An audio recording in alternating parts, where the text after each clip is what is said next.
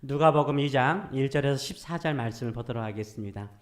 그때 가이사 아구스도가 영을 내려 천하에 다 호적하라 하였으니 이 호적은 구레노가 수리와 총독이 되었을 때 처음 한 것이라 모든 사람이 호적하러 각각 고향으로 돌아가매 요셉도 다윗의 집 속속이므로 갈릴리 나사렛 동네에서 유대를 향하여 베들레헴이라 하는 다윗의 동네로 그 약혼한 마리아와 함께 호적하러 올라가니 마리아가 이미 잉태하였더라.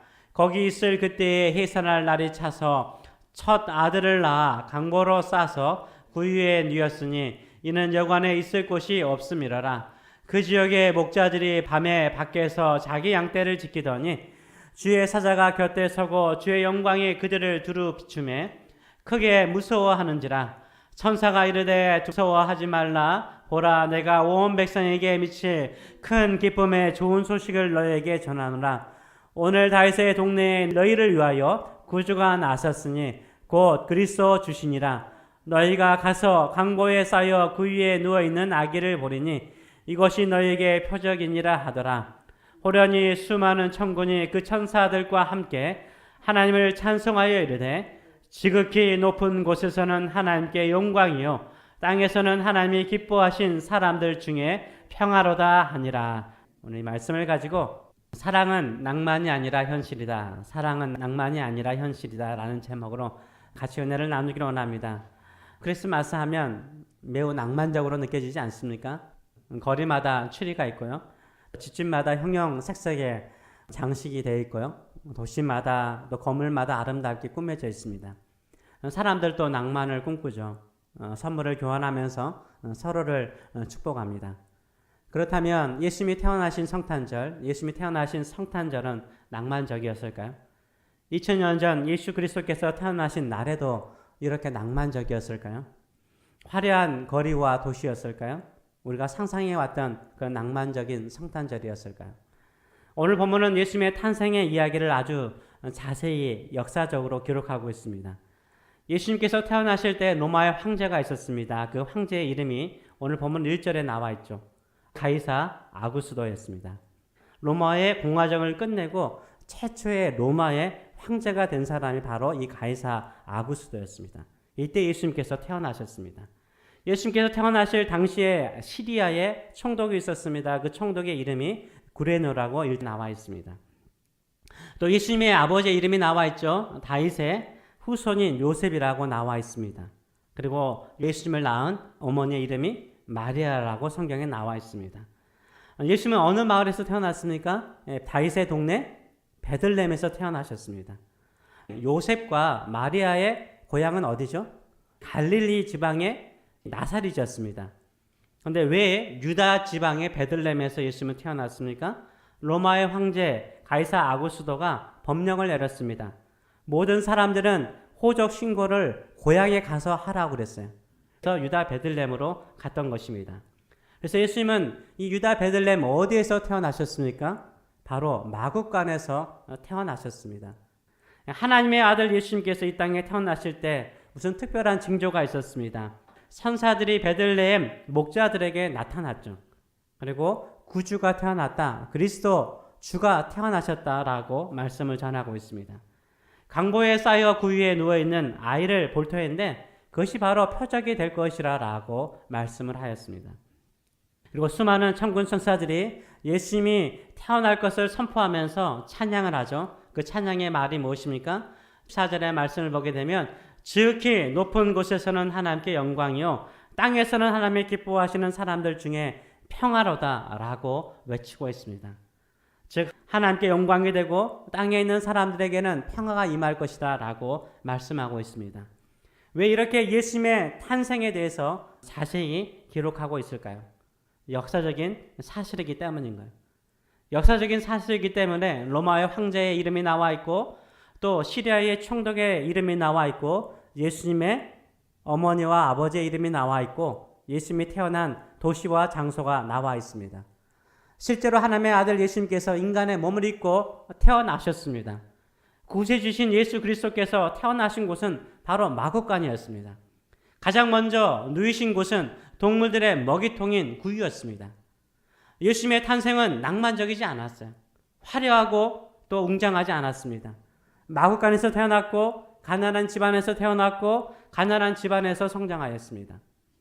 제가요 처음 미국 덴버에 유학을 왔는데요. 미국에 온 지 2주 정도 지난 후에 선배 목사님께서 교인들과 홀리랜드라고 입장은 야외에 있고요. 예수님이 살았을 당시에 그 모형들을 다 만들어 놓은 홀리랜드라는 곳이 있었습니다. 거기에 가자고 그래서 저희 가족이 함께 따라갔습니다. 무려 16시간 운전해서 갔어요. 이야, 처음 와가지고 미국 이렇게 크구나. 예, 그랜드 평야를 본 거잖아요. 그냥 옥수수밖에 보이지 않는 그 평야를 16시간 달리면서 예, 홀리랜드를 갔습니다. 가보니까 야외 극장이 있더라고요. 야외 극장에서 예수님의 생애를 이 성극을 보여주는 거예요. 실제로 말들이 있고요. 실제로 호랑이가 나와요. 예, 그렇습니다. 그래서 한 곳에는 성막이 지어졌습니다. 구약의 원형대로 만들어져 있어요. 그리고 또 여러 곳에는 예수님 당시의 생활상을 보여주는 모형들이 있었습니다. 예수님께서 성장하셨던 집의 모형이라든지 최후 만찬을 가졌던 마가의 다락방의 모형이라든지 또 예수님이 묻힌 아리마대 요셉의 무덤을 모형으로 만들어 놨어요.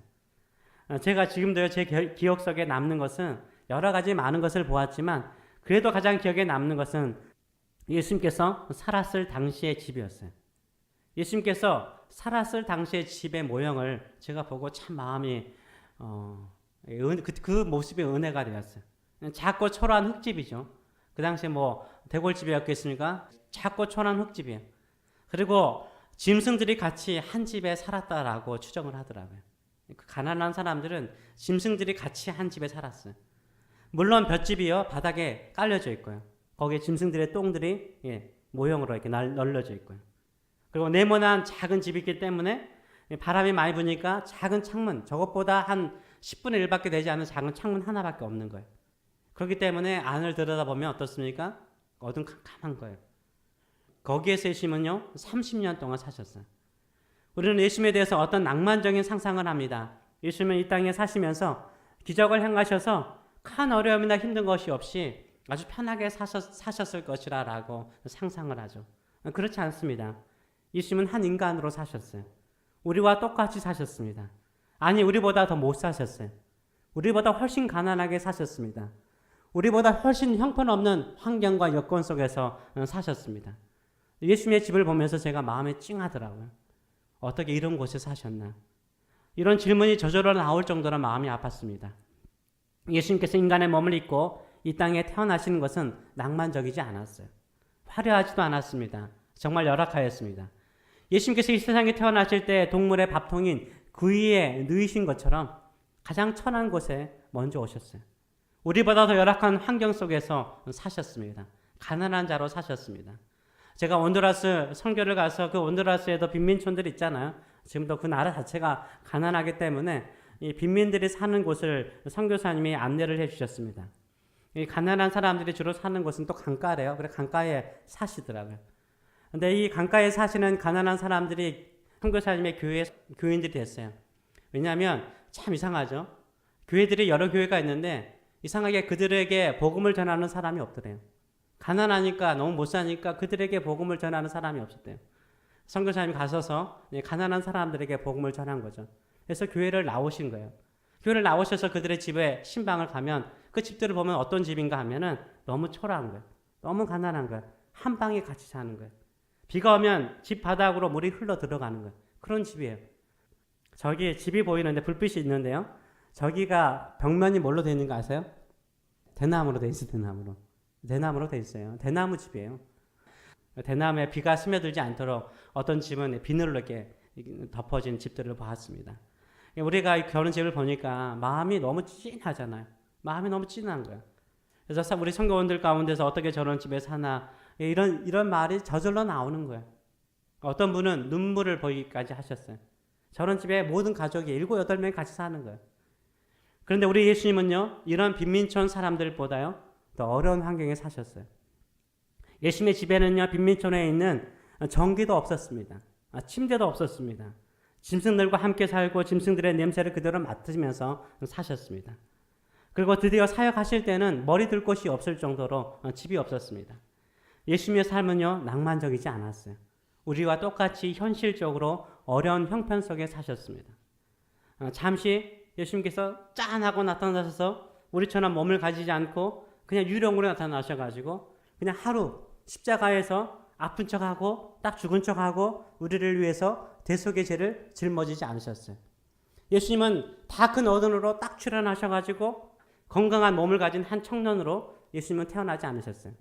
그냥 어린아이로 태어나셨어요. 하나님의 아들임에도 불구하고 진짜 인간의 몸을 입고 어린아이로 태어나셨습니다. 가난한 목수의 아들로 사셨습니다.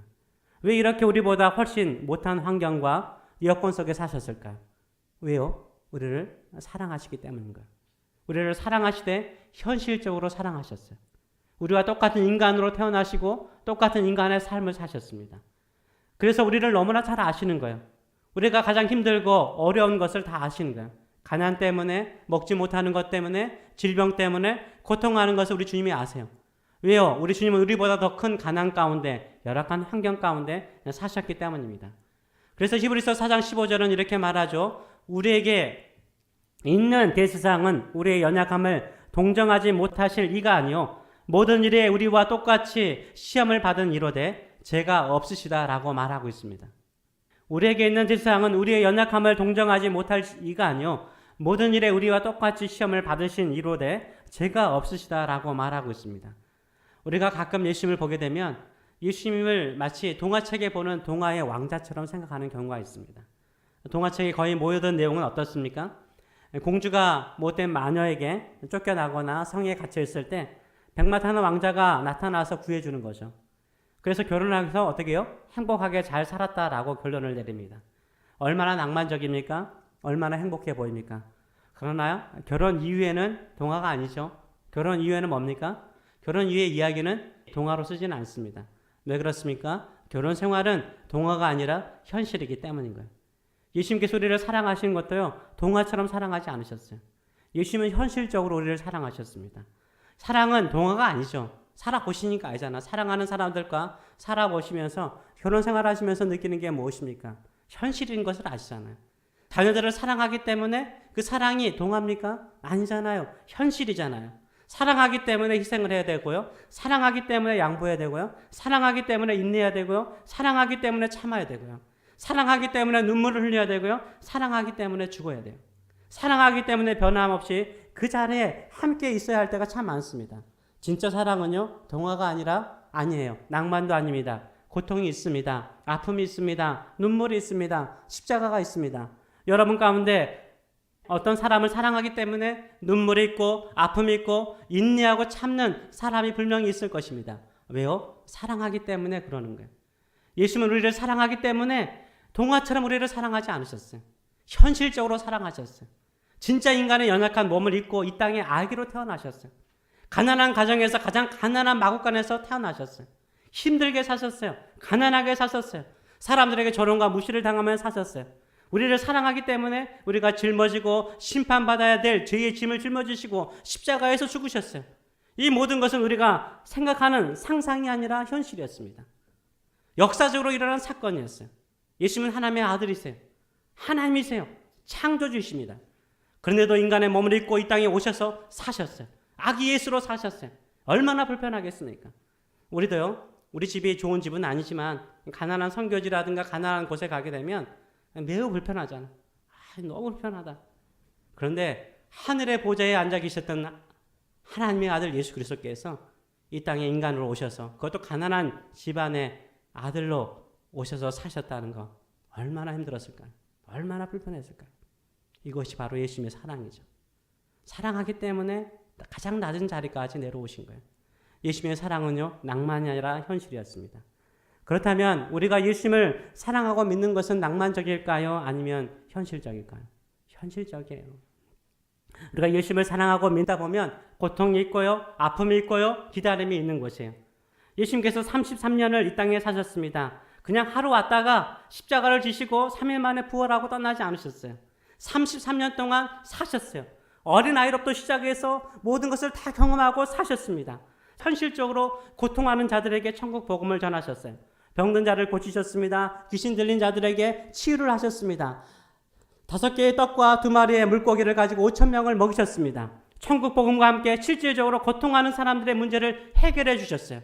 우리의 신앙도요, 낭만이 아니라 현실적이어야 돼요. 동화처럼 낭만적인 축복만 있는 것이 아니잖아요. 예수님을 믿어도 여전히 고통이 있고 아픔이 있고 어려움이 있습니다. 그렇다면 우리의 믿음 또한 어떻게 해야 돼요? 현실적이어야 돼요. 진짜 믿어야 된다는 말이에요. 진짜 믿어야 된다는 말이에요. 예수님을 진짜 믿으면 어떻게 돼요? 천국 가서 누릴 수 있는 그 축복을 이 땅에서도 누리는 줄 믿습니다. 인생이 힘들고 어려우면 사람들이 하는 말이 뭡니까? 천국 가면 되지. 당연하죠. 천국 가면 모든 고통이나 질병이나 아픔이나 슬픔은 없을 것입니다. 근데 저는요, 너무 낭만적인 것 같아요. 예수님께서 우리를 구원하시면 그냥 하루 오셔서 젊은 인간의 몸을 입고 하루 오셔서 십자가에 지시고 죽으시면 되잖아요. 근데 왜 33년을 사셨을까? 왜 아기 예수로 태어나셨을까? 왜 가난한 한 인간으로 우리와 똑같이 사셨을까요? 그리고 왜 현실적으로 우리를 도와주셨을까요? 현실적으로 그들과 함께 하셨을까요? 그들을 치료하고 고치시고 천국 복음을 전하셨을까요? 물론 우리가 예수님을 믿으면 천국 가면 됩니다. 근데 왜 우리가 이 땅에 살아야 합니까? 고통과 아픔과 인생의 복음이 있는 이 땅에 왜 우리가 살아야 합니까? 예수님께서 이 땅에서 33년을 사신 그 이유와 똑같은 거예요.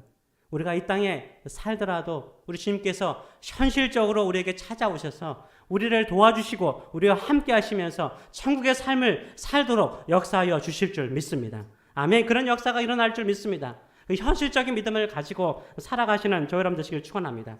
오늘도 나에게 찾아오셔서 나를 치료하시고 고치시고 내 인생의 문제를 해결하시는 전능하신 하나님을 믿는 저 여러분 되시길 축원합니다.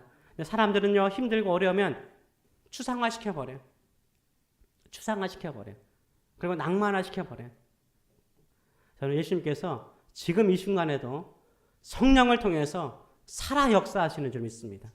살아 역사하시는 우리 예수님을 믿는다면 우리 어떻게 해야 돼요? 우리도 현실적으로 기도하셔야 돼요. 현실적으로 기도하셔야 돼요. 대충 믿어서는 안 돼요. 치열하게 믿어야 돼요. 우리가 인생을 살면서 치열하게 살면서 믿음의 삶도 어떻게 해요? 현실적으로 치열하게 믿어야 되는 거예요. 치열하게 기도해야 됩니다. 요새 기적이 많이 일어나지 않을까요? 왜 고침의 역사가 일어나지 않을까요? 저는 그렇게 생각을 해요. 치열하게 믿지 않기 때문이에요. 치열하게 믿지 않아요. 옛날에는 밤을 새워서요, 나를 고쳐달라고 기도했어요. 그치? 병든 사람 많았잖아요. 그 당시에 뭐 폐결핵 있는 분 많았잖아요.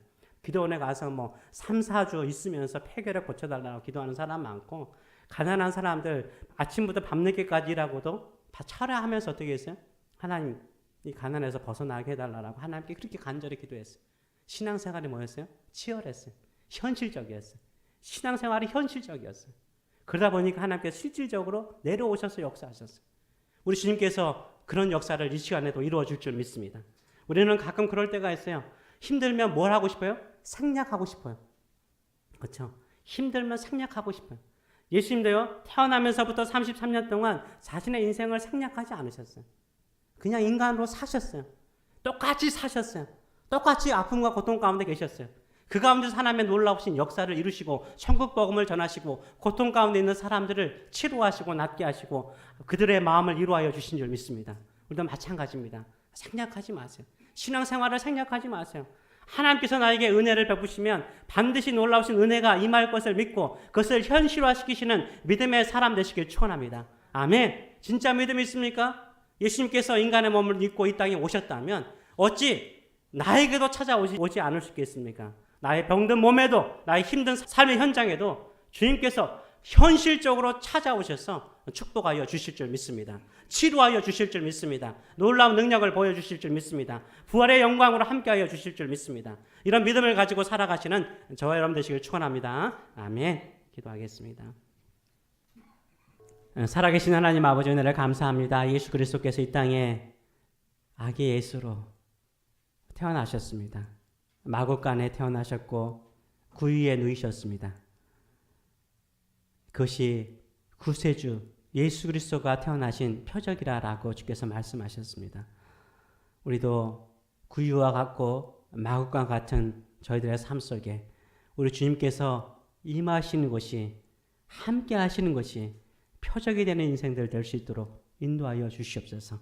우리의 병든 몸, 힘든 인생의 삶, 버거운 인생의 삶의 마구간에 우리 주님께서 지금 이 시간에 현실적으로 찾아오시고 임하셔서 영광이 임하고 능력이 임하고 하나님의 나라가 임하고 하나님의 권능이 임하고 하나님의 평강이 임하는 저희들의 삶들이 될 수 있도록 축복하여 주시옵소서. 이제는 우리를 사랑하시되 영원토록 사랑하시며 우리의 인생을 표적의 인생으로 삼으시는 하나님 아버지의 크신 사랑하심과 아기 예수로 이 땅에 내려오신 우리 주님께서 오늘도 우리의 삶 속에 내려오셔서 기적을 행하신 우리 주 예수 그리스도의 무한하신 은혜와 오늘도 사랑하기 때문에 힘든 것이 있단다.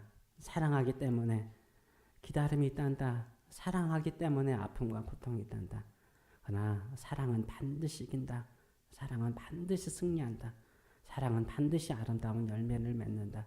라고 격려하시며 오직 주님만을 사랑하고 주님만을 의지하며 살도록 격려하시는 성령님의 임재하심과 교통하심이 사랑하는 성도들 머리 위에 영원히 함께 하시기를 축원합니다. 아멘.